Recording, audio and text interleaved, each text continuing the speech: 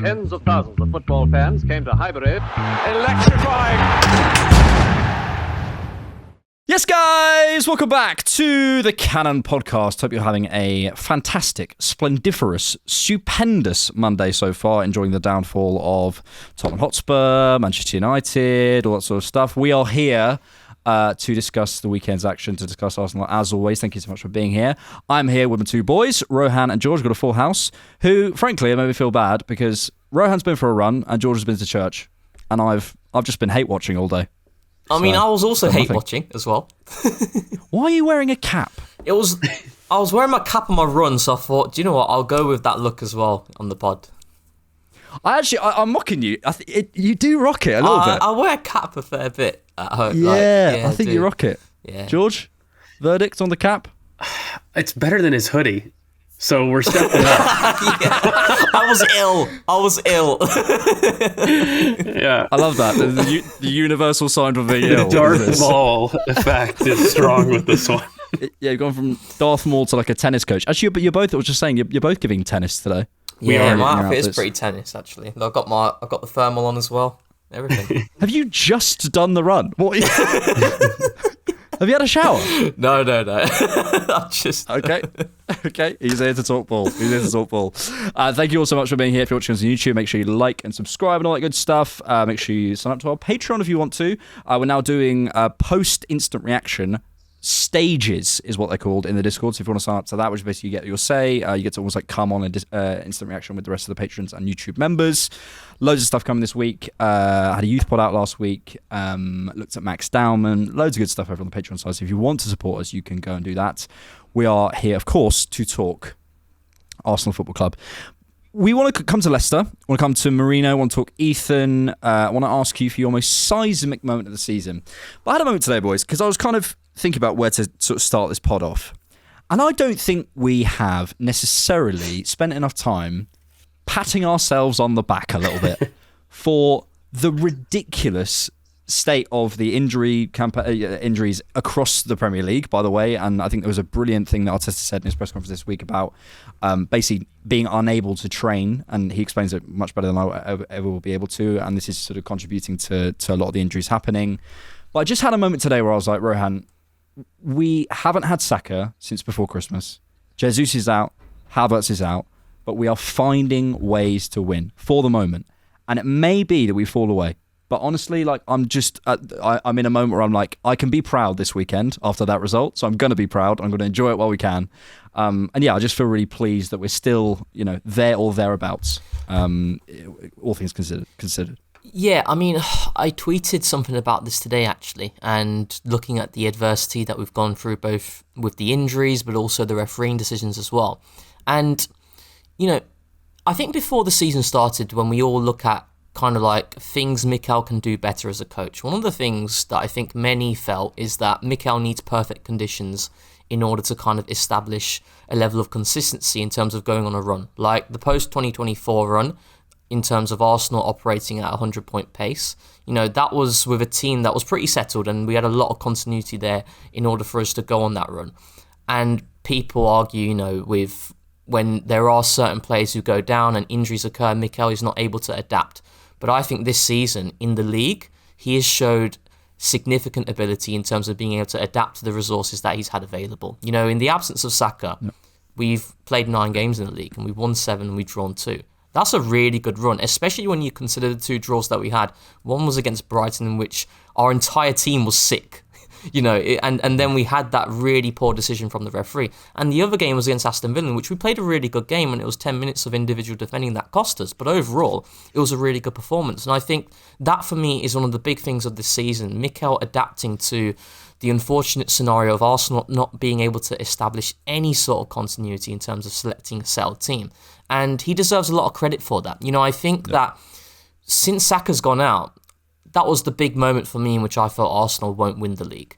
But actually, when you look at our league form, it's been fantastic in his absence. And I think it's only the cup performances that have kind of like dented our image since that moment. So, yeah, I've got so much time for these boys in terms of what they've been doing over the past 2-3 months and how they've withstanded the pressure. And that's where I look at the January window, and I don't want to talk too much about it, but it is frustrating because they're doing absolutely everything and they need a little bit of help, and we'll get into it obviously, but Liverpool, their performance today and what Liverpool have showed over the past month and a half, they've showed the deficiencies that we've all been speaking about. They're a top team, but they have problems, and I just felt that, had we done something in the January window to give us that extra push, it really would have helped this team, because there is an opportunity to still do something special this season. I maintain that.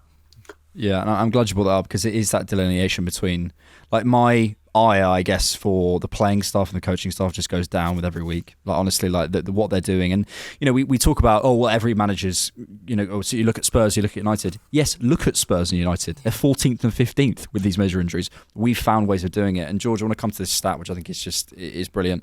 Arsenal have gone 15 Premier League games unbeaten for the first time since April 2011 under Arsene Wenger. Goals 34, conceded 11, clean sheets 6 in that time. Yeah, look, don't want to spend too long congratulating ourselves. There's a long way to go, and we still want to win stuff. But I don't think it's not worth having a look at this and just being like, look, we're doing really well to adapt, and we're finding different ways to adapt. So let's give ourselves credit when we can. Mate, I think you can go back in the last 2 years, and Arsenal have been the best league team. Period. You can find various stats if you want to try to prove that. We have the most points accumulated since August 2022. It's not a trophy, mate. Well, that's my point. I think a lot of this discussion it boils down to like dishonest discourse for me, fundamentally. Like, this is a phenomenal team. And the one thing that I want to say about this season that's really impressed me has been actually the adaptation to these injuries, because I don't think it gets spoken about enough, whereas the last 2 previous campaigns, and you could argue every campaign where Mikel really failed had come from an adaptation issue. If you want to talk from a Europa League point of view with the whole Emile Smith-Rowe false 9, carry through to how he adapted without Saliba.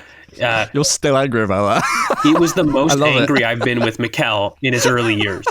No, because I was shouting from... Yeah, Rowan can attest in like the group chats. Like, at that we were moment talking about it as well. We were like going on about Saka as a left back option in that moment. Finish your point. Yeah. Finish your point. Sorry. So, finish your point. Anyways, that was a 1 year in which he failed for me. The first year, I actually don't think there's much debate about his win, with the FA Cup. It was the next year with the Europa League that was like, okay, we should have done better. That was something that was in our control.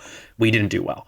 The next portion, as far as, again, the Saliba was that next season, right? Like the adaptation to Rob Holding, don't get me and Rohan again started on what we feel about that. But then the next season, as you continue on, right? Like last season, the biggest issue for me was actually our use of depth and when we decided to use it. So the idea of bringing back Eddie Nketiah from the cold, the idea in terms of us giving rests early to Saka to go and explode later in the season, the difference in the press in which the first half of the season we were zonal versus more man-to-man in the next second half. These are all adaptation issues. And then you look at this season, fundamentally, this team has really responded creatively to quite a few different adaptations. We've had the most change we've ever had. I keep citing this, but we've had something like over 15 different backlines, mate. Like, that is insane. And to develop the same consistency metrics with such different starting 11s is just a factually testament to how great the team has been from an adaptation standpoint. And I will end on this point. I know we don't want to keep doing it, but did you guys see the referee stuff that's happened in the last week or so about where it puts Arsenal in terms of the Premier League, but also Europe's top 5 leagues? If you're going to talk injuries, you cannot not talk about the situation for me with the red cards. It is over 3 points. We are over 2 standard deviation of the most lost points, but also the most time spent with 10 men as a disadvantage. And I think that needs to be spoken about. If I'm going to go into a season and I'm going to admit, not only are we going to face the number of injuries we've faced, but you're also going to be the most disadvantaged team in the Premier League from losing points consistently, from also being down to 10 men as consistently as what we have. Like, mate, it's actually incredible. You know that the closest top 4 team is Liverpool with 1 lost expected points, and Arsenal are on 4.3. Ignoring how disgusting that is, you want to go down to the 10-man advantage. Arsenal have spent almost over 150 minutes down to 10 men in comparison to Liverpool. You want to go in terms of the total fouls?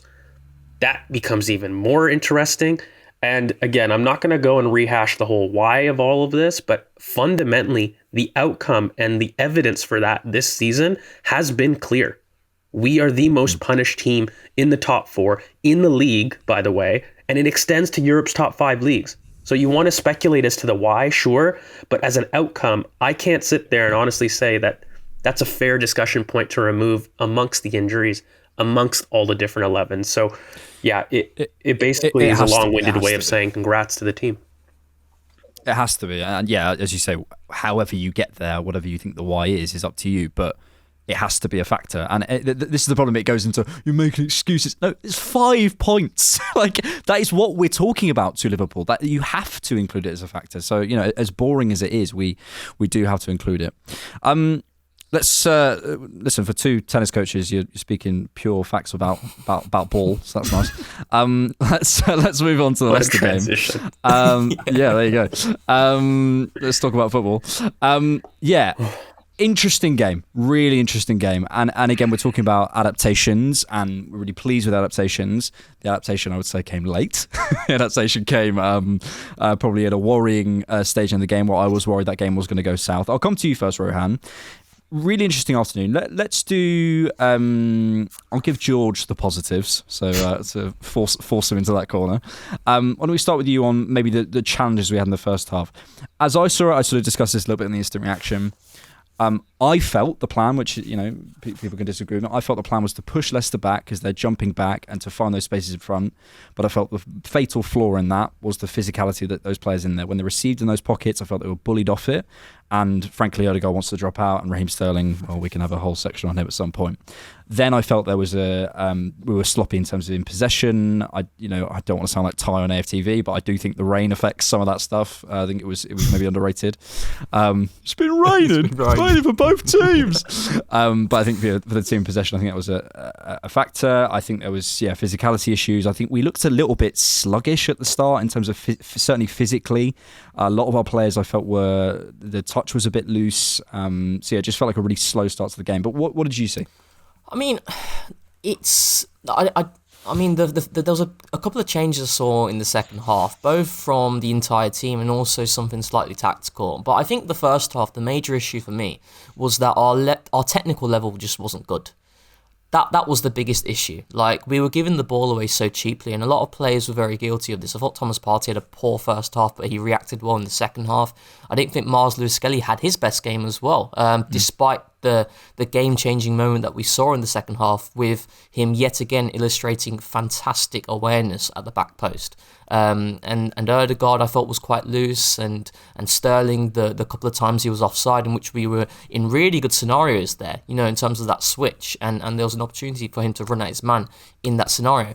But it was just Arsenal not being able to build any sort of momentum because we were just so loose on the ball, and that's what I thought it was. I actually didn't think we were necessarily getting bullied off it, and actually I felt this game was like the commentary were alluding to how Leicester are defending really well as a unit. I didn't think they were. I thought that there were so many times in which the spaces were there in the pockets when we were dragging Ndidi and Samari wide, but we weren't taking advantage of it. And that's what I think Mikel was alluding to as well in his post-matcher. He was saying we just weren't able to build anything, any sort of momentum, because we were so loose on the ball. And that's what I thought it was. And I think that was just a general team collective, as opposed to just isolating specific individuals. So many players were really poor in that regard. But the second half, I felt the entire technical level of the team went up a notch. But also, I think with Odegaard, and we've said it many times in this podcast, you have the first half performance in which Odegaard is predominantly inside the block, and I didn't think he was effective. Whereas in the second half,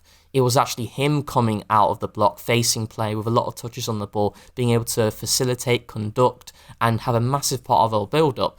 And what that did is it allowed Nwaneri to come more inside as well, and Timber was going a bit higher. And I think that is a better dynamic for the team. I look at Timber and I think we should probably talk about him from an individual point of view. One of the weaknesses within his game, I think, is that he's quite conservative, and with his passing as he's deeper. But when he goes higher, he's a lot more adventurous.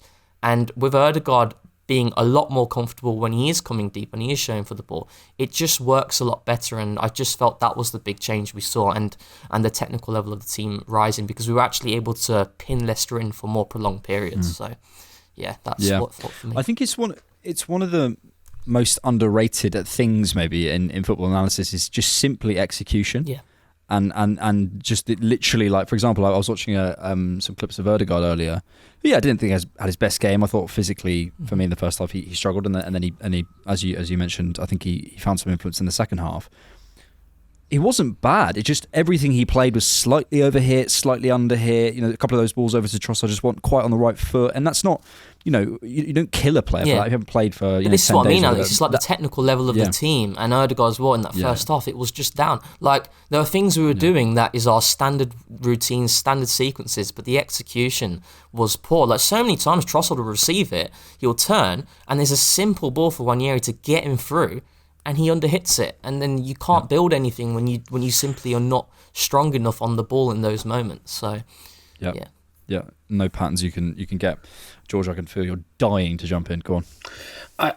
I just think that the biggest difference between even the first and the second half was the spacing of our front line.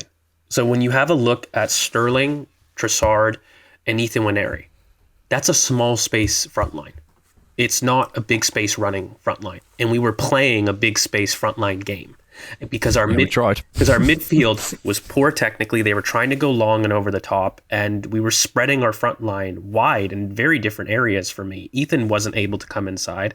There was a profile redundancy there. When you've got Ødegaard high, receiving in the block like he did, okay, that steps on the toes of Ethan Nwaneri to go. And the biggest change for me was, yes, he definitely went outside the block, but the drifting to the left was something that I've been yelling for on this pod for quite a while. But what it did is it connected.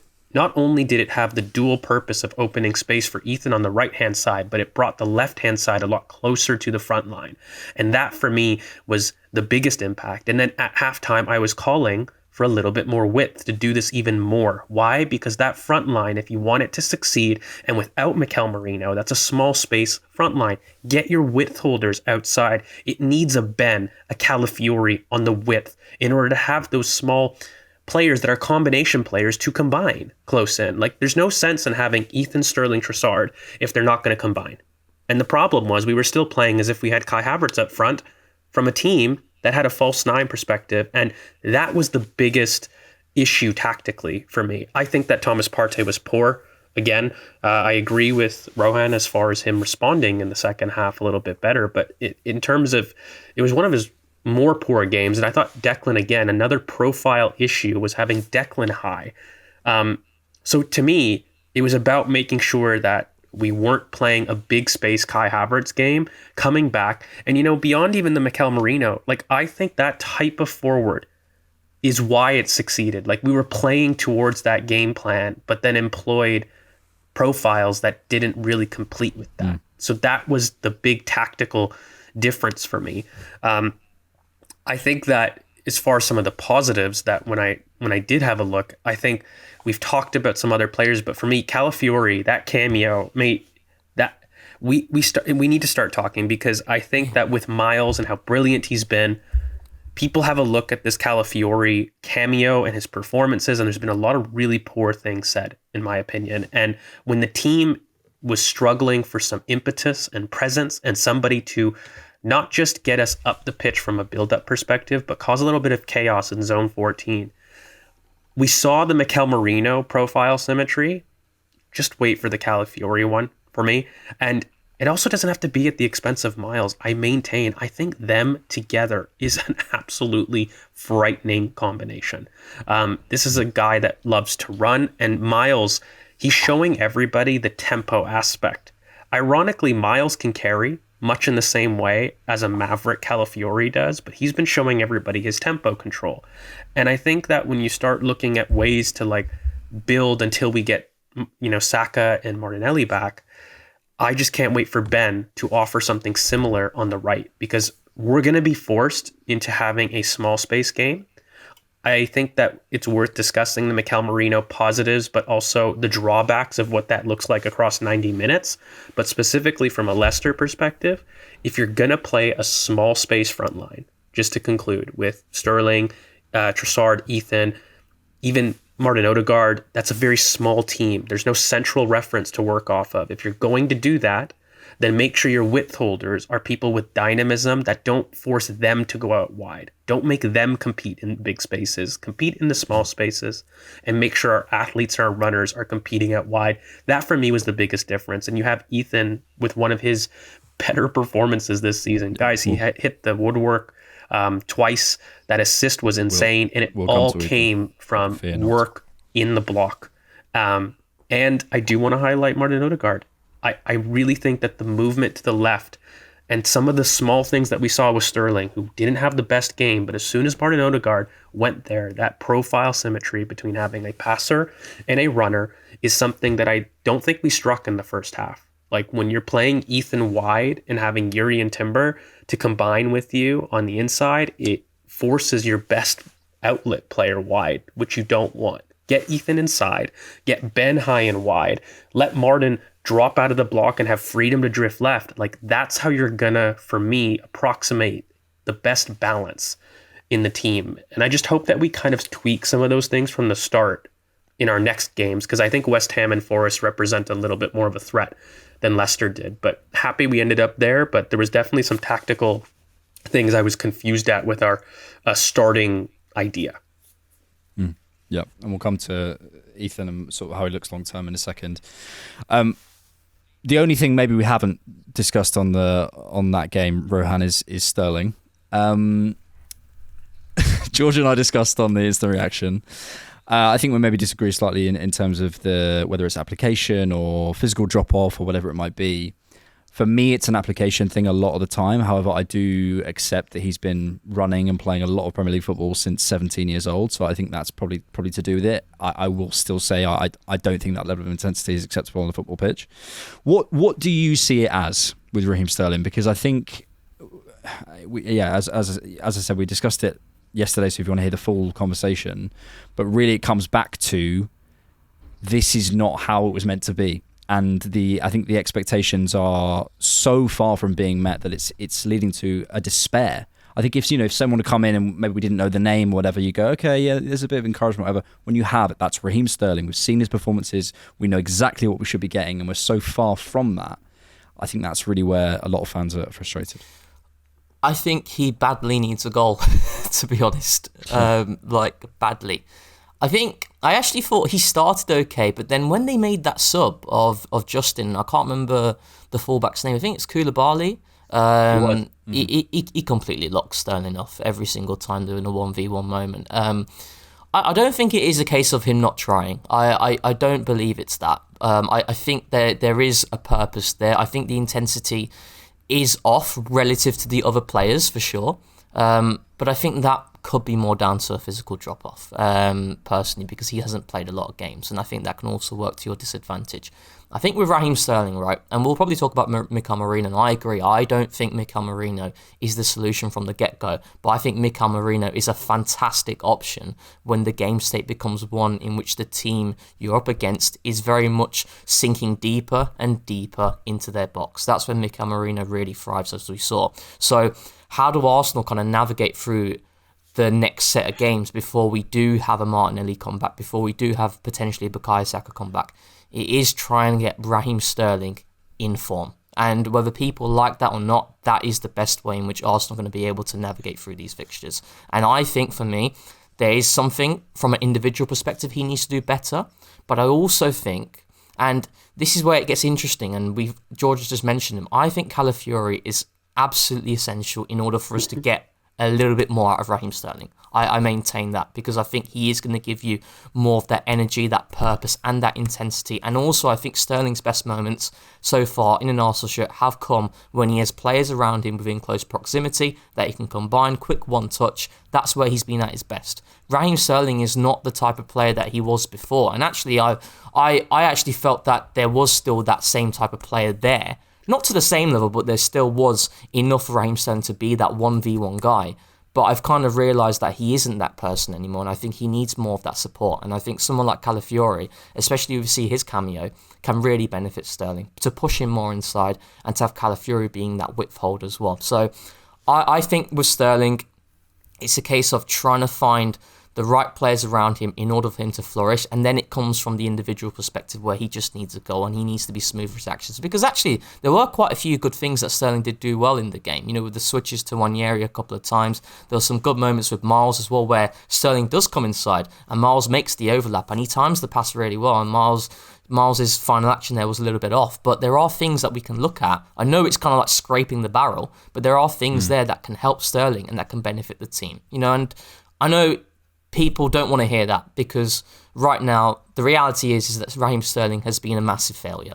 It is the case. But in order for Arsenal to navigate through these next games, we need these attackers that we have, and we need to platform the best possible way. And Trossard I've got no issues with, Nwaneri I've got no issues with, but Raheem Sterling I think is someone who needs help massively. And I think Calafiori could be someone who could really give him that. Never seen someone more desperate to make a point. Go on, George. When when you have a look at to build until Martinelli and Bukayo Saka get back, right? Who in that collection of the midfield, heck, even defenders, name one consistent outlet runner beyond Raheem Sterling in profile. This is not me defending and saying he's been great, but I'm just saying as far as balance goes, if you're trying to look at to approximate Saka best, and if we all agree that a combination of Ethan Nwaneri, Ben White, and Martin Odegaard dropping out of the block is the best way to do that on the right-hand side, what do we need the left to do? We need to have a consistent touchline option that can receive high and wide, that can get inside into the box and generate shots, right? How do you do that best? If you were to combine a Calafiori and a Miles Lewis-Skelly on the left-hand side, again, there's huge symmetry there in terms of offering solutions out wide to get Sterling not just receiving wide, but touches in the box. Then you've got a Trossard and a Mikel Merino false nine approximation that offers slightly different things. Mikel Merino can be that box crasher, that over-the-top target, the aerial bully, and Trossard can be the second striker, false nine, dropping deep, trying to drag center backs out. It forces one person to have to be the outlet. And for me, it takes Declan Rice away from that role, which isn't his best role, by the way. I don't understand why he's the one that's running off the last line. Even in this horrible Raheem Sterling physical view, I would still much rather Raheem be making those runs than Declan. I'd rather he be back, secure that, have Miles be the one to interchange along with Calafiori, and together they offer a level of security where you constantly have Rice deep, controlling transitions, but you leave like a left-hand side of Calafiori, Miles, and Sterling in profile terms is great. And you know what? Martinelli coming back first, you just replace that. And that for me is the compliment that we should have a look at, because when you actually look at Mikel Merino in terms of his cameo and what he did, look at the movement that he created as far as being a floater and where he was running to and how he was making those runs. The reason that he's free and he's able to do those things, by the way, is because he's got people deeper in Ethan that can receive in zone 14, that can turn quickly, release. That's going to be key. So if we agree to have that, we need to have the left. And even if you hate Sterling, that needs to be an outlet runner. It is the only profile that can actually create symmetry for me, assuming that you're making Ethan come inside, you're having Ben hold width. So in terms of getting that going, I think the biggest frustration for me was less the application, but it was his durability under contact, which to me really angered me. This is a Raheem Sterling, if people remember back to his Liverpool days, that again was drawing comparisons to an improvement on Coutinho in terms of ability to roll contact. This is a guy that in his pomp was able to do that at will. And for me, I've been thinking about this. He has probably never run defensively like this in his entire career, by the way. You look at even the best Raheem Sterling in terms of the Centurions, he never did work running back to goal. They always said, okay, you make the difference. Have the Perez conversation. You make the difference up top with your runs and get into enough positions with enough shots to make a difference, right? But you've never had to do that defensively. I think us asking him to do that and earn that place in training, there definitely is reason to assume he's gassed out by the time he receives the ball. Now, for me, buck up, son. This is where I don't have the sympathy from a Raheem Sterling standpoint, where I feel like you haven't played all season. I don't care how tired the training makes you, and I understand that you haven't done this all throughout your career, but you haven't had minutes in your legs all season, which can lead to the technical stuff. But for me, the physical stuff about being able to ride contact is something Raheem Sterling, he should be able to do, guys. Like, this is something that he made his bread and butter and all throughout his career. I don't think that affects tiredness. To me, tiredness is loose touches, technical ability, not feeling the tempo of a game. Those are things that when you don't have minutes, you seem to lose. But from a physical standpoint, and I'm talking about rolling contact, and we're not talking about somebody pushing you. I'm talking the Bukayo Saka roll from contact behind. Mate, that is something you made a career off of. And the fact that you weren't able to do that against Koulibaly was the one thing that frustrated me the most in that cameo. So I hope we see it a bit more. And I actually think, ironically, that sub to move Trossard out there is because he actually could do it and the defensive work. And so that's like the only alternate to this entire scheme. If you're going to have Marino there, we talked about the right-hand side solutions. Trossard just isn't that explosive, but at least he's more secure in contact and he does the defensive work. So that's the push and pull for me. But if we can get Raheem Sterling 5% better, the profile symmetry that does is huge. And guys, I just think that we should talk about that more, because people look at Mikel Merino's 2 goals and say, where did that come from? When it was so predictably how it would have turned out if we had him as a striker there in that specific role. You ask Mikel Merino to do some of the stuff he was doing earlier in the season, I don't think he thrives in that same role. So I think we need to think about balance. Mikel needs to think about that. And I don't know, Raheem has a couple games to really earn that spot. But we need to see something, and we need to see it soon. I think, to close up on this, I just think Arteta, I mentioned this on the instant reaction, whenever he's asked about Sterling, he moves off the topic. He never answers the question. He never does. Go and watch his press conferences. He just doesn't want to talk about it. And he's very good at it, Arteta. It's one of his big skills is never hammering a player. But you can tell when he wants to praise someone, he will go back to it. He'll go, hang on, we're going to talk about Miles. He doesn't want to talk about Raheem. He doesn't want to do it. And I bet he has a lot of strong feelings about this. Look, I take a lot of what you're saying, George, in terms of the maximising him. I absolutely think that there's something in that in terms of pairing him with Calafiori and so on and so forth. But for me, I go back to it, and maybe it is a bit of a basic thing, but the fundamentals of feeling like you're trying your hardest for Arsenal Football Club, I don't feel that. And I think that comes into the technical stuff we're talking about in terms of rolling contact, in terms of the loose touches and those sorts of things. I don't think he cares enough about his passing. I don't think he cares enough to go and try and win a game for Arsenal. I honestly think he's just a bit of a passenger. And maybe that's just me projecting my frustration at him, but I think a lot of that stuff is underpinned by what I don't feel is a fire in his belly to go and change any of this. If you played Raheem, you talking just then, George, I genuinely think he'd be like, all right. Like, I don't think he'd be like, I'll go and show you. And that's the difference with the Ethans and the Mileses and even the Marinos and the Rices and those guys and the Gabriels. That is the difference. And that's what I just think he's gone, all right, okay, like I'll get through it. But I don't feel it. He needs to give this team output. You know, if Raheem's like, I sympathise with him a little bit, because I think that there's a player there who simply isn't the player that he was before. And I think he's realising that as well, internally. You know, like, he's looking at Nwaneri and seeing what he's producing. And him being the experienced player, I think it is hitting him, and reality is sinking in. But this is, firstly, Mikel never wanted Raheem Sterling. That's quite clear, you know, and Edu mentioned this as well after the window had closed. He said sometimes you're in a situation in which you just need to get something over the line to help yourself, a body in. He was quite explicit with it. And I think Mikel also, like 5 days before we actually got Sterling, mentioned how top player, but not what this squad needs. Or he alluded to something like that. So he didn't want him. But now is a time in which Arsenal needs Raheem Sterling to produce some output. It's as simple as that, because Trossard, and I think we'll probably get into individual players, Trossard has massively stepped up in Saka's absence. Nwaneri has been fantastic. You know, there's the only attacker that we have is Raheem Sterling, and he's the most experienced with the most credentials, the number of trophies that he's won. His CV is fantastic.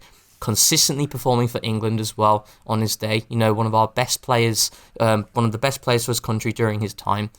He needs to give Arsenal something. And actually, I think what we can do, and I think it was in the Manchester City All Nothing documentary, and it was looking at how they could improve Sterling at that time, and it was to get him in more goal-scoring positions and in more box areas, because Raheem Sterling has never been someone clinical, but the more he's in those sorts of situations, the more likely he is to generate something, you know, to produce some form of output. And I think that is what Arsenal need to do. We need to go back and do what he did at Manchester City, get him into those positions in order for him to potentially thrive or give us something a little bit more. Because right now we're not using him in that sort of way. So because Raheem Sterling, though, guys, even at his best, was a volume opportunity. Yeah, exactly. It was not a clinical, like he got a lot of goals by virtue of basically having 5 chances a game and scoring 1.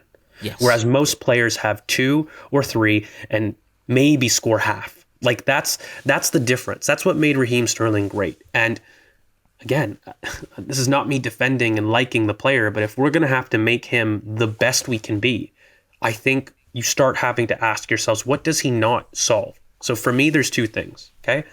As far as being a dynamic threat on the outside, he can take you on the outside, but this is not the same player. So give him somebody with legs that can take the outside outlet role, okay? He can do it maybe once or twice. He still has quick feet. He can still shift it side to side.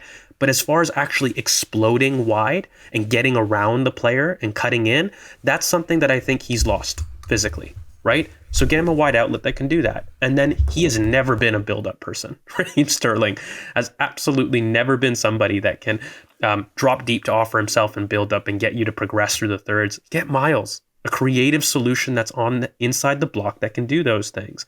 And lastly, one of Arsenal's worst things and biggest issues has been creating shots from turnovers. And for me, Raheem Sterling at least increases the shots. And they might not be great. They get blocked often. We had a whole scouted talking about those decision-making as far as the shot stuff in terms of his placement, in terms of his decision-making there. But at least he'll increase the absolute shot totals. For a shot-shy team, that's going to be huge. And then, again, for me, you have the Mikel Merino who dishes with the seconds. If you've got somebody that's consistently creating shots both sides, when you've got Ethan already there, so I don't have to worry about that side, but then we get the left, somebody that can more consistently produce shots, I trust the rest of the team to make up the seconds in that. So it's a very tough thing for me to do because on the other hand, I'm with you, Alex, where for all of the excuses that we've made and we've tried to make the argument, this is how you best maximize Raheem Sterling. At some point, he's got to produce and step up. And this isn't somebody that we're talking about who needs sample, time, context. This is a guy that if you wanted a Band-Aid, he had to work. You can't have had a Band-Aid that was already wet, and still ask the Band-Aid to work. Going to leave Sterling there, I think, because my blood is boiling. Let's move on to some positives, because there was 2 massive ones yesterday, I suppose. One in Ethan, and I want to come to that in a second, and sort of discuss where his future lies. We talk a lot about, his numbers, and I think he's got something like 8 starts and 5 man of the matches or something. Like, what he's achieving is amazing, but I think we discussed that a number of times. I think I want to look a little bit to the future in just a second. But first I want to talk Merino and sort of the centre-forward idea in general. It's been quite a tactical pod so far, so I just want to be conscious of that, but I really do see something there for Merino. I think we're all in agreement maybe that it's maybe not from the start, and it obviously depends how we're going to approach the game. Obviously it depends against West Ham, whether it's a running game, a small space game, a tight game, a dually game, whatever it might be. I want to push the idea though.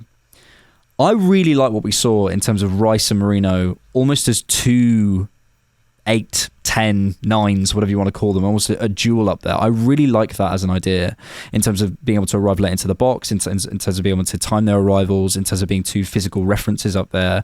I really like that idea. I think we can have Merino himself centrally. I think we could have Trossard in there. Rohan, in terms of options, do you have a tier list of your favourites, or what do you look for? I mean, I always feel like our current 3 nominal attackers are Trossard, Sterling, and Nwaneri. So I think for me, the best way in which Arsenal are going to be able to achieve something over the next few games is by ensuring that we platform these attackers.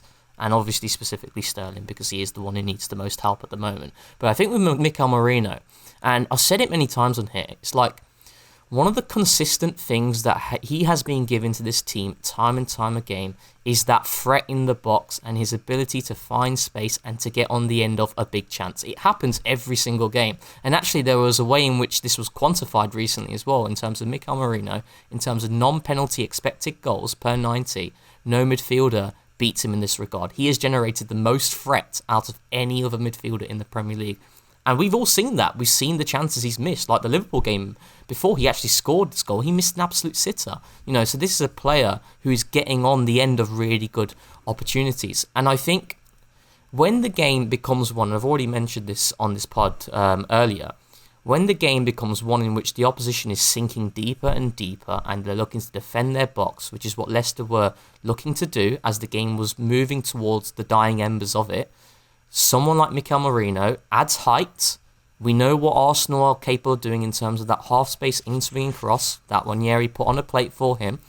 He adds chaos. It gives the opportunity of latching onto second balls potentially as well, because actually, before Mikel Merino scored, it was Jorginho who played the ball over the top. Leicester deal with it, and then Declan Rice is there to latch onto the second ball and keep the attack going. You're just adding greater presence in those sorts of situations. I think Mikel Merino will help Arsenal a lot in that regard. It isn't something that I think we need to see from the get-go. It is something in which the way Man United used Fellaini all those years ago as well. As an option off the bench when we need to add more threat in the box, and that's what he'll do really well at. And I think, again, looking at West Ham, prioritise the Trossards, the Sterlings and the Nwaneris, and then if the game becomes one in which we need to add more presence, because West Ham do have a fair bit of height in their back line, that is when someone like Mikel Merino can really give us something. And then when you have someone like Declan Rice as well, you're just adding more height, you're adding more chaos. So we're in the pits, aren't we? So we have to look at what we have right now, and that is certainly something that can give us more threat for sure. And we've all said this, Mikel Merino, this is not a shock to us in terms of him scoring, getting on the end of big chances and scoring goals, because this is what he has been consistent at since he's came to Arsenal. And again, ghosting in between the centre-back and the full-back, and then that ball in, as you mentioned, is something that Arsenal do really well. I think also you made a point about Trossard off his left. Yes. And Merino at the back post, which I think was a really good point. I think with Trossard, just in general, his weak foot crossing, how many times have we seen it? Saw it against Ipswich for Kai Havertz, saw it twice against Villa. He put it on a plate for Kai Havertz as well against Wolves, and obviously yesterday as well. I don't think it gets spoken about enough. I mean, everyone knows Trossard is two-footed, but the quality of these deliveries is fantastic, and he stepped up. Our prediction, we're going to chop and change it quite a bit before Saka and Martinelli get back, and I guarantee there'll be one game where we don't score, and it'll be, well, we should have stuck with the first option, or we should have stuck with this. I think ultimately you're right, it's going to have to depend on the game state, and I'm going to have to respond to what we're sort of feeling, because there are, games are going to open out, games are going to go unexpectedly, a player maybe having a poor performance, and that's the sort of days you thrive on. Obviously we benefit that from that on Saturday. Ethan also had a unbelievable performance on Saturday. Again, our best player, I would say, on the night, on the day, sorry. At 17 years old is incredible. I think I said the stat earlier, 5 man of the match performances, Champions League goals, Premier League goals. We've said this before, but it bears repeating. We all rated Ethan, but I don't think anyone would have predicted this season, which is absolutely crazy. The future, though, George, I don't want to see that guy out of my team. And so I'm looking at how we do that. And there's a number of options in terms of, certainly towards the end of the season, him being somewhere in the forward line if we don't have a sort of a recognised striker. We obviously have the option, which we've spoken about in terms of moving Ødegaard, which seems to be allergic for Mikel Arteta, but there is that option to move him there. We have an option of pulling Saka inside and putting Ethan out wide. We have an option of never necessarily defining it and Ethan just being on the pitch and being in certain zones. In terms of his development, I know we've discussed it a long term where we think he might be, but in literally the next, to the end of the season, what do you see happening? Same position towards the end of the season. I don't think you're not going to see what Ethan will become until we've got our attackers back, but also, you've got a preseason to work in. He's gonna ask questions, mate. Like, I hate to do this. The reason the player wars will happen with Martin Odegaard is because Ethan offers everything that Odegaard doesn't as far as the weaknesses go, while still providing some of the best things that Odegaard can. Technique in pockets, release, reliability in those tight zones, finding solutions, innovative solutions. Guys, like, we're talking about some of the output, and he gets the Phil Foden tag, which I think is very unfair to the actual innovative solutions he receives with his first touch. Have a look back, some of that cameo and some of the balls that were fizzed into him, and the first touch that he's able to conjure that not only digs it out of a bad pass but puts it into his own path is incredible. We've kind of talked about it before, and I'd like to do a little bit of a self-plug. Go check out the Youth Pod, because me and Will really broke down how to incorporate Max, Ethan, and Miles long term, and it is a part of a diamond midfield for me. We're looking at a player that I think has a lot of tempo potential. People have seen the output, and so I think they just assume that's a 10. I think Ethan's a lot more than that. This is a guy that can control the tempo of a game and does so brilliantly. He really understands where the ball needs to go when to go outside, when to go inside. So it's not just that he's got the physical tools to shift and, strike weak foot, which he does, like, it's brilliant, but he decides when to pull that out and when not to. And that unpredictability is the Saka part, which is what gave us life so much, right? I think combining two players like that are so intelligent, they thrive. There's never going to be an issue long term for me, because you've got two players that can go outside, right? Like, when you've got only one that can be on the inside, you're going to be forcing to ask certain questions and be a little bit more predictable. But I actually don't worry about Ethan at all long term, because of just how brilliant his angles are, how brilliant his physicality is about going and carrying on the outside or on the inside. And he truly doesn't have an angle bias for me. Like, do you guys remember his preseason cameos off the left? Like, people. Yeah, against Man United. Yeah.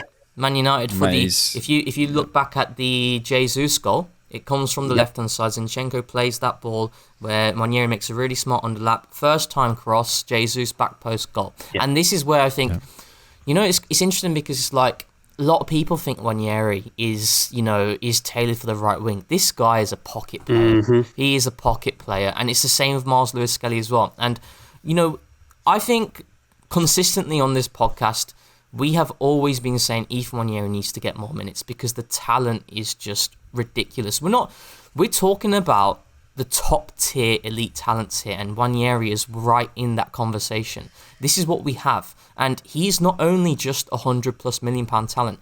The level of money, the money that he's saving Arsenal in terms of squad building is crazy, because we do have the stylistically similar type of backup to complement a Saka, but we've also got a number 8 in which that is going to be his best role. Arsenal do not need to invest in a number 8 in this window. You've got Miles Lewis-Skelly, you've got Ethan Nwaneri. The only scenario in which Arsenal should look to spend money in that position is if you're looking at a Jamal Musiala, if it is a Florian Wirtz. That's it. But this is what we have right now. We have a talent who's going to save Arsenal a lot of money, and the quality, mate, he's going to be a certified starter, this team, in not the future, the right now. The conversations are going to be there. What he's doing is not normal. And we are generally so blessed. We're quite lucky here with what we've got. So. It's a freak situation. It really is, and it's one of the big positives of this season, but also the positives of Arsenal in the 21st century. Like, to produce Bukayo Saka, Miles Lewis-Skelly, and Ethan Nwaneri, two of which in the same season, is freak. And obviously the club need to take their credit for that in terms of investing in a talent early, showing a pathway and all that sort of stuff. And it's exciting that we might feel that we have more to go. Chido will be making his debut today. Obviously that doesn't work out, but sometimes it doesn't, and we have to give credit where it's due. I think it's interesting because I was thinking today about on my walk to the tube station, one of my many ponderings about what such a nerd. I was like, because I always think this. Mikel must know that we're missing a player in that central zone. I'm going to just use the vague phrase affecting play. That could look like a Jamal Musiala dribble. That could look like a Phil Foden shot from the edge of the box. That could look, whatever, Morgan Rogers carry, whatever it is. You pick your thing, but someone who is affecting play centrally, receiving the ball in there and doing that. He must know that. So why hasn't he signed that player? And I just keep coming back to it, and I'm like, I think it's because he thinks it's Ethan. I think he's going to come in. Or say, or Miles. There is that, but sorry, can I just quickly go in? He tried that with Fabio Vieira. There was a physical development issue, but you're looking at the profile of that type of player, that output player. Again, But not moving for that since 2022. I've been shocked that he hasn't done that. Really, I'm really invested, and I do think it's because he knew when Nwaneri was coming, and fair play to him, or certainly was a factor. Do you think it goes back to when he brought him on against Brentford, and how a lot of people saw that as meaningless because Arsenal are 3-0 up, the game's dead and buried. There's like 5 minutes to go. Back in 22-23, he brings on Ethan Nwaneri, and a lot of the punditry around that was around Arteta just trying to make it about himself, etc. All this, but I actually do think there's a lot. Let's not do the Arsenal. But one person on TalkSport said it. Let's not do the Arsenal victim. One person on TalkSport said it. Don't do this. But I genuinely think there's more to that moment when we look back at it as well. So that was to keep him. Well, right? Like there was huge competition. Yeah, for sure. And again, let's have it right. The point of the academy at that point was poor as far as retention goes, as far as providing pathways, development. Like in that moment, it certainly was something beyond that. The only reason I bring up the Vieira point of view is because for me, that was his transition. The hope was Vieira was a prime age player at that time with Ethan coming through. Look at the squad building from that point in time. You're talking about a 22, 23-year-old Vieira with a 17, 16-year-old Ethan. That was the theory of like the progression at that point. He was like 4. He was like 15 at that point. Yeah, he was. When he signed Vieira, it was 2022, so he was 15. Well, at that point, yes. So you're looking at 15, 16, but I swear Vieira was 22, 23. There was a 6-year gap between what you're looking at with Vieira and Ethan. So you're hoping that bridge happens, and if one becomes redundant and one beats out, then brilliant. But Arsenal win in that case, and you've got the future sorted there. It is a worthy talking point as we look forward when we redefine our attacking identity, not to do another buzzword thing, because Max is the new Ethan, guys. There's another one that arguably is the best of the lot. And the fact that we've taken him to Dubai, the fact that, by the way, it's not just Arsenal. He is the best player in the England setup in his age group. England are somebody that look at Max and say, yeah, that's a future pillar. Right? And the world is looking at him. Guys, it's not normal that Arsenal have produced Miles, Max, and Ethan, and Saka, you could argue, if you really want to add it, all within the space of 4 to 5 years. Like, there's planning, and there is a bit of luck. You have to have the Iniesta, Busquets class. Sure. And I think we've been really lucky. And it's why I'm with you, Rohan, and I've said it for a long time. There's no reason to recruit an 8. You've got 2 to 3 £100 million assets. If you want to even get a spare night pad, I don't care. I think that's overkill, but fine, £10 million. Don't spend more on the 8 position, please. Focus on other areas. Yeah, unless you get, if there's some mad situation where Florian Wirtz is available for £10 million or something, that's the only situation you do it. Look, I think what often happens, and I want to move on to questions and stuff, so just make this a final point, but I think what often happens is we say, "Oh, we've got £100 million talent," and we kind of don't do that next bit where we say, "Okay, but what does that mean? Like, what does that mean for the next 5 years? What does that mean for where the team's going? What does that mean for that player? What does that mean for this pathway? What does that mean for that signing?" And if you're accepting, let's say, Mikel Arteta, we know the story. First day at London Colney, he goes in, Dan Machici, who have you got for me? He's 12 years old. Real thinkers, and that is what Mikel is, will start to go, okay. And about 2022, as George is mentioning, he's starting to go, okay, there's something here. This has to start impacting stuff because I have to get out of his way. And I think probably too late, I've realised that signing that I've been calling for, looking at a Morgan Rogers or looking at, a Musiala dribbling, I think that's, and this comes back to the positioning thing, it will be Rice, Ethan, and +1. that those are the pillars, and they go and stand where they need to go and stand. And sometimes you don't even need to think about positioning. It's just like, they'll just go and stand where they need to stand on the pitch. And yeah, it's so exciting. And as George has mentioned, the future's possibly even brighter, which is crazy.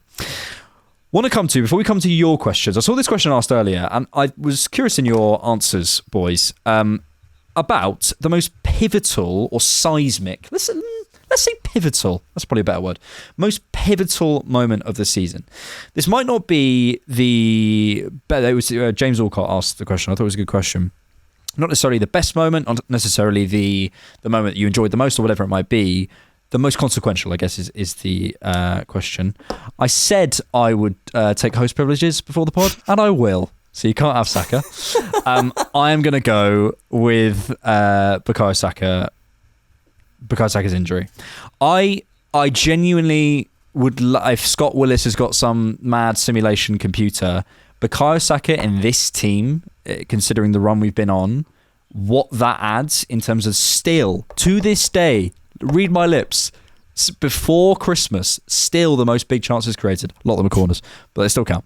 Still the most big chances created in the league since before Christmas. Like, what does that do to Newcastle in the Carabao Cup? What does that do to that Man United game? What does that do to that Brighton game? What does that do to, and so on and so on and so forth?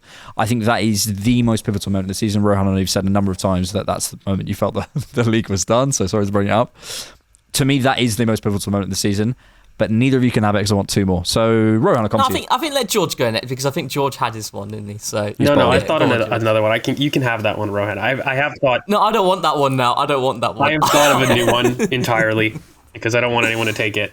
And it was the decision not to recruit a forward in the year 2024 is the biggest impact on Arsenal's season, bar none.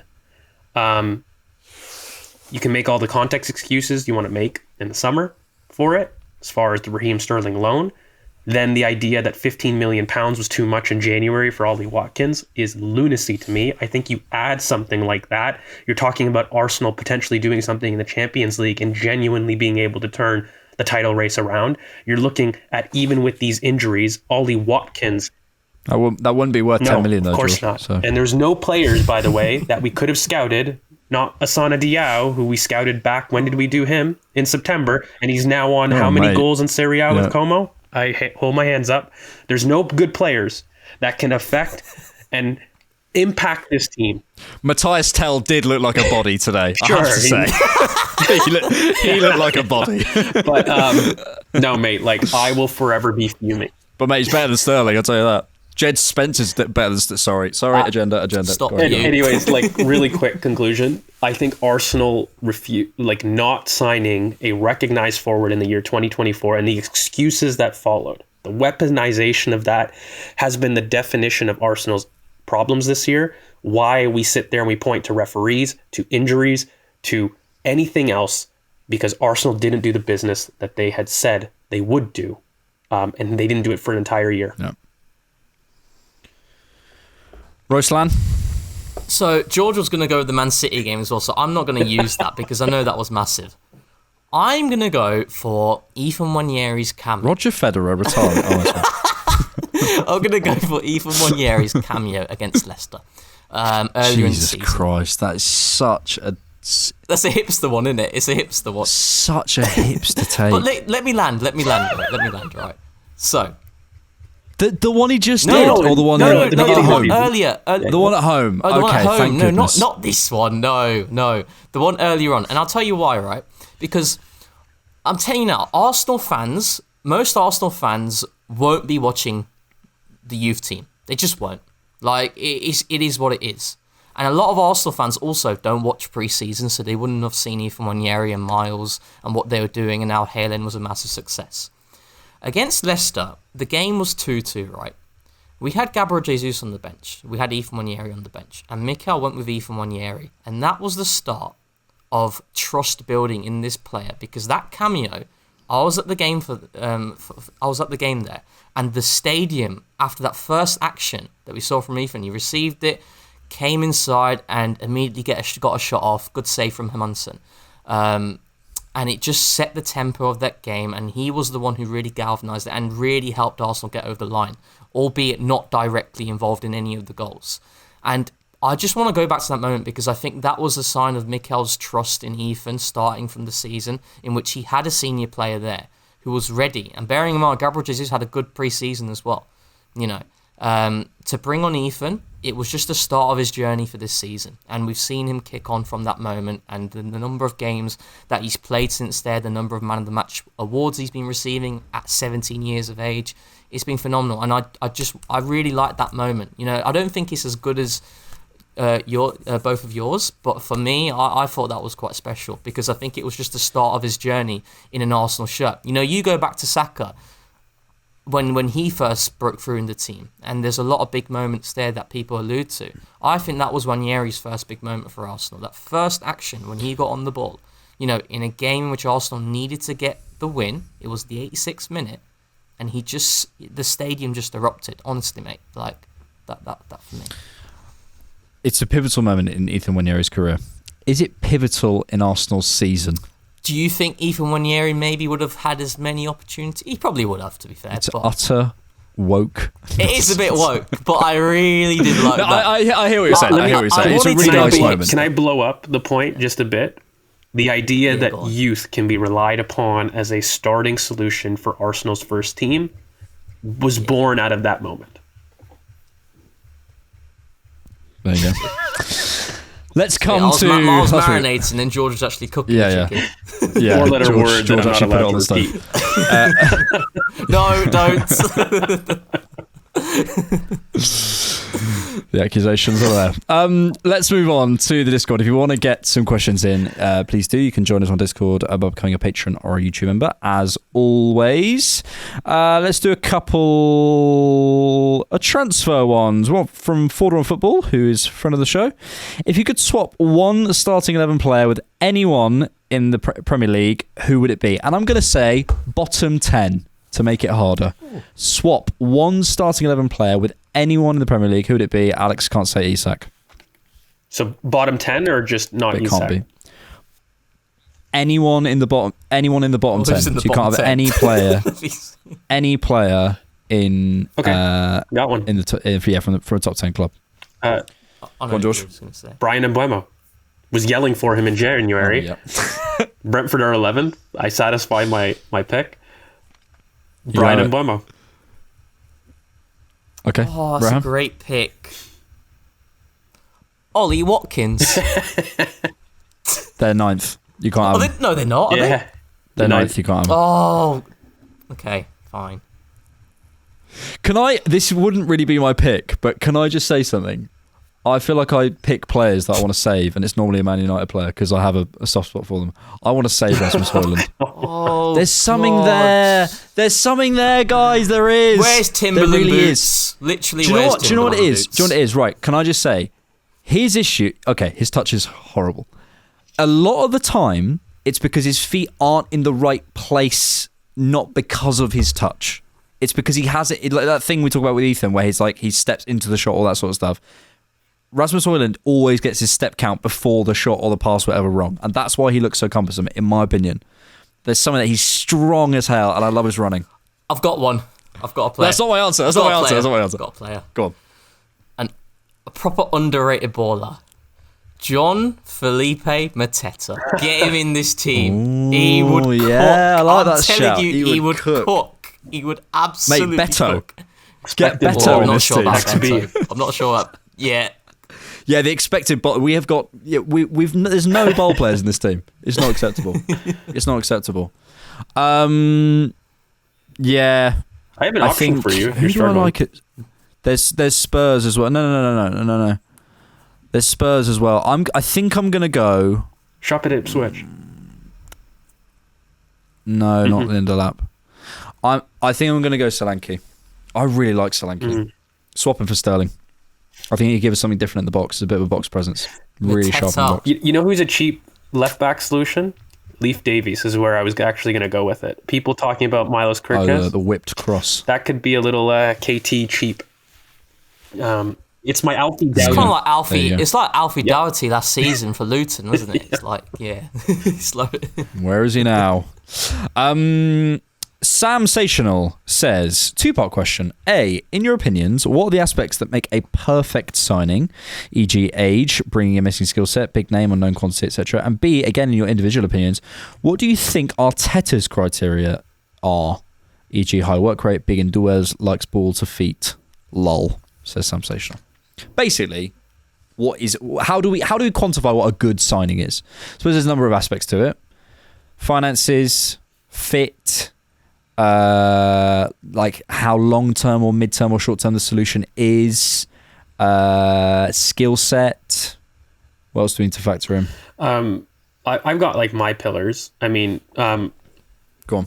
and I'll blow it up to a little bit more marquee, because I think the definitions for like a budget signing are slightly different to what I consider a marquee signing. But if I was in a marquee, which I define as anything above 60 million pounds, I consider as marquee money. From a marquee standpoint, you need to be top 3 in your position, versatile to multiple roles, have over 2 contract cycles, and genuinely be, for me, like a potential reference or a pillar in the team. That can be anywhere on the pitch. But I think those 4 things, along with being available and all those soft factor things, those are top for me. Maybe as far as what Mikel values, it's going to be a lot of out of possession focus, as much as people want to harp on it. It is somebody that matches the physical aggression in those key 1v1 moments that Mikel will prioritize, no matter how you want to define that. He's quote, cooking with the quotes. that quote will be the poster child. And I must admit, I do think mentality, as much as people don't want to hear this, but he has a huge mental scouting checklist, in my opinion, that I haven't thought well enough, so I don't want to debut on the pod yet, but I'm building this idea of like a mental profile that I really feel Mikel targets. When you start to look at Ben White, you start to look at Declan Rice, you start to look at what a domestic player that has had hardship in his career to go on and become a pillar in their current team. Cough Antoine Semenyo. What does that look like? There's a consistent thread in all the players that he likes. Number 30 is Southampton, mate. That's what I'll tell you what that looks like. Let's come to X. Do a couple of questions there. From Ans14, who says, with Jorginho and Partey leaving this summer, who should come in at centre mid as well as Zubamendi? I'm thinking an athletic type who can get up and down the pitch. Can you narrow this down any further? We had a couple of questions about sort of I'll sort of roll a number of questions. So there's one from Yonko Abs. There's one from someone earlier. Can't remember who it was, but it was someone else.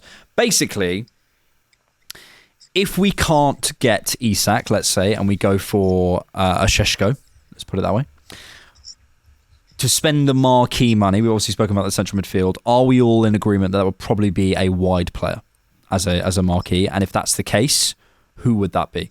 Also, we did say about central midfielders earlier, and I would agree, but is there a world in which Jorginho and Partey leave, maybe even do a Mikel Merino sale, and you get Carlos Baleba? I love that guy so much. If he's even a sniff available, I want him in my team. We are in a situation where, for me personally, Arsenal need to invest heavily in their front line. You know, I've said it with Mars Lewis Skelly and Yves Nwaneri. They saved us a lot of money in terms of Arsenal not needing to sign a number 8. Zubamendi looks very likely to come in. So my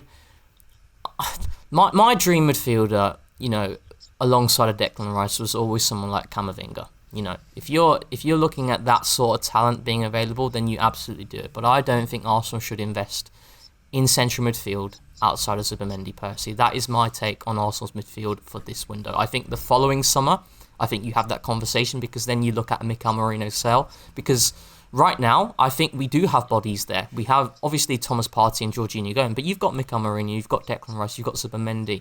Kai Havertz in midfield, that is something that will happen as well in certain games as well. So we do have options there outside of Nwaneri, Ødegaard, Mars Lewis Skelly. You never know, Fabio Vieira coming back as well. So Arsenal, Bauman as well. Got to leave that. So there's a lot of options there. So for me, It's time Arsenal just kind of like people in general, like, just sign some forwards. I'm so in that camp now. Like, just sign some forwards and let's really, like, because we said it before. Arsenal tactically are fantastic. I'll maintain that. I'm a big fan of the game model, but there are certain teams that we struggle against, and let's say we continue to struggle against them. How are we going to beat those sorts of teams? It is through quality, sheer attacking quality of getting Arsenal over the line. Even though Newcastle, for me, they outplayed us in both legs in terms of tactically, when they were from the mid to low block, the high press, the second balls, everything, they were fantastic. Arsenal generated big chances in those games. So that's where Mikel said it before. In their best day, well, not on their best day, Arsenal still need to find a way. And I went through it on TCP Live. In fact, there's 4 games I can count in which Arsenal didn't deserve to win. And the driver for that is attacking quality. Bring some top-level forwards into this club. That's it. Yep. I said this on the overlap, that I think often other teams can tell you about yourself, and I think sometimes you can get so caught in your own club's conversations and going round and round, and you're so familiar with their narratives, you start twisting yourself around, and there's all the Spurs fans, and they go, it's constant negotiation. Sometimes if you look at what other people are saying about your club, it can tell you a lot. It's because it's the obvious answer, and sometimes the obvious answer is the right answer. Sign some forwards. There was a graphic that Scott listed of the Newcastle game, the Newcastle Carabao Cup fixtures. It was more likely that Arsenal would score 10 goals than 0 goals across those 2 fixtures. In his simulation, in his model, it was more likely we scored 10 1-0 goals than 0. And that tells you, whether you look at running XG, you just use your eyes, or whatever you want, whichever way you spin it, it's attacking talent. I think you're absolutely right. The marquee spend has to be a forward. I think it has to be. I think it simply has to be. George, let's do one more question. I'm going to do that for you, my dear. I can hear myself coming through on your end. Would you mind just turning your volume down a touch? Is that all right? Let's do this one. From Ivan, who says Liverpool's next 3 games are away to Villa and City, and then at home to Newcastle, and 2 of those games are midweek. Basically, how much hope do we have that they'll drop any points in any of those games? I can go one step further. It's guaranteed they drop points in those next 3 games. My issue has always been more the long term. Like, part of the reason why I was more in the camp about conceding the title was actually in the short term. I maintain, and I've said this since... How many pods in December did I say, watch, by March, we will have caught up point-wise to Liverpool, or be within 5 points? I think we said New Year's, but yeah. No, I remember, for me, I kept saying by March because I felt in February they had this tough fixture list, as well as the one thing I didn't think that would happen, which hasn't, is the injury accumulation. I still don't understand how they've had like the top 4 sprints in the league and 0 injuries. When you look at the number of sprints there, it's just wild to me.